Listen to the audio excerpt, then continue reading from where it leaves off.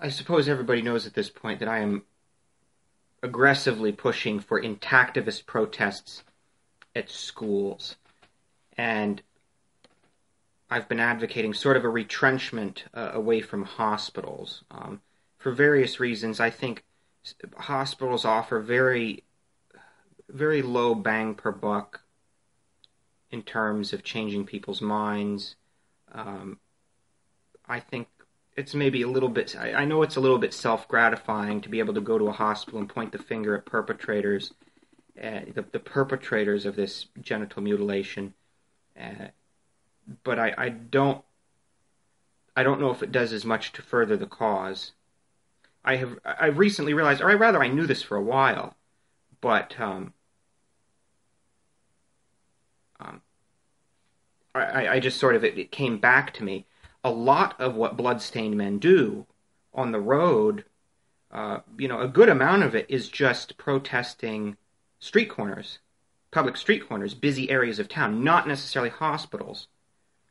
And I think this is a good thing because it's conceptually separate from protesting hospitals. When you're protesting on a street corner, you're effectively going to the public and taking the issue to the public, which is essentially what I'm doing with this idea of intactivist school protests. We're trying to raise the issue. This is not going to end until we force the issue, we break the taboo and force the issue in the most brazen ways possible. And to me, that's going into schools, elementary, middle, or high school, and we can debate about the relative merits of each particular age bracket. I talked a bit about that in the previous video, but we may talk about that more. And talking about circumcision. And what I'm trying to do with this, it's conceptually similar to protesting on your average street corner or in your average busy area, but it's this idea. I've tried to engineer this idea as a force amplifier, a force multiplier on the idea of taking it to the public, because instead of taking it to random people, you're taking it, again, the three-pronged pitchfork, to stick in the guts of the American circumcision industry. You're pointing the finger at circumcising parents and saying, hey, you did something very bad, and you're doing it in the close by in the context of their children. You're saying to the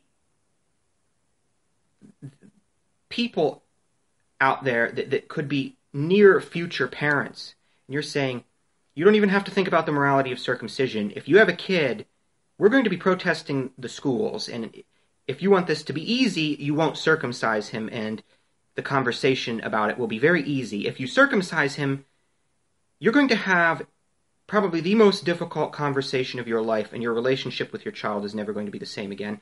And the third part is we're getting to the children. We're getting to them young and ensuring that their view on circumcision will probably be negative for the rest of their lives. Conceptually, it's sort of similar in that regard. It's similar to protesting in public spaces, but it's more targeted for greater effectiveness toward the audience. And there are different aspects of this. I have a theory that in fact it may actually be less confrontational than ordinary street corner protests. In fact, I actually have a theory that it may be so non-confrontational that you may not think it's doing much. Now, hold on. I'm going to explain this. You go out on a public street corner, you get people, who knows what they're doing. They're out and about, they're out alone, they're doing whatever, they're going to work, they're going about their day. They're going to have the ability to attack you in the most vicious manner possible, and there's going to be no negative feedback for them. You're protesting outside of, now consider protesting at a school. You're going to have parents, in the worst case, circumcising parents in the context of their children, I believe that because they are in physical or sort of psychological proximity, close proximity to their kids, or they're sitting right beside them in the passenger seat, they're not going to be able to get out and start screaming at you. They're not going to be able to attack you. They're not going to be able to get angry. They're going to be in a state of, oh my God, oh my God, oh my God, oh my God. What have I done? What have I done? I actually think that this could decrease a lot of the confrontations.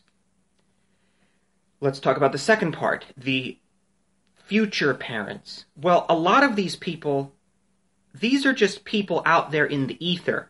They're not at the school. They're not necessarily the student. Well, maybe some of the older students, or that may be the third category, but these may be just people, 20, 21, 22, 23, 24, 25, all the way up to, 30 or, I don't know, the end of childbearing age, just out there in the ether that hear about this either by hearsay or by seeing it on the news.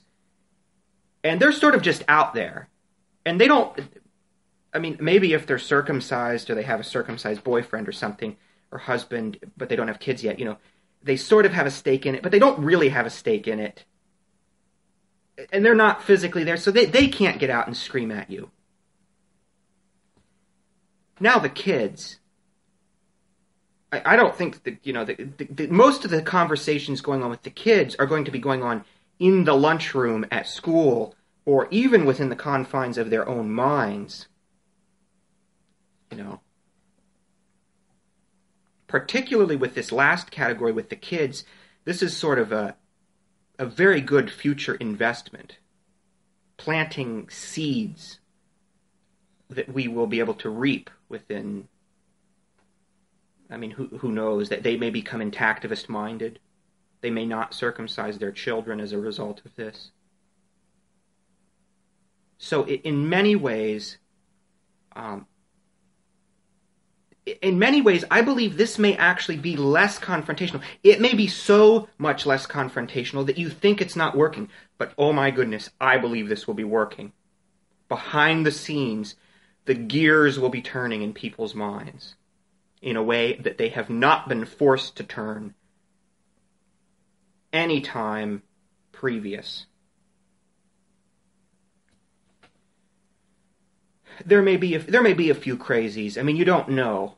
But overall, I think they're actually not going to engage you a whole lot. It's going to be internal. A lot of these people are going to turn internal. And some people may say, particularly because I'm saying, back off the public hospitals, back off the hospitals. They think, you're letting the perpetrators go. Folks, do you have any idea what I want done to these fucking child rapists and genital mutilators?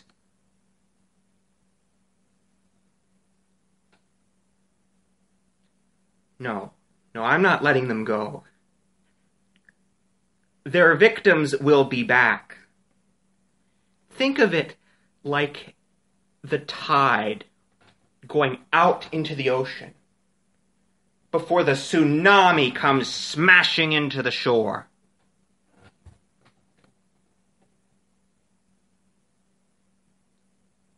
We'll be back,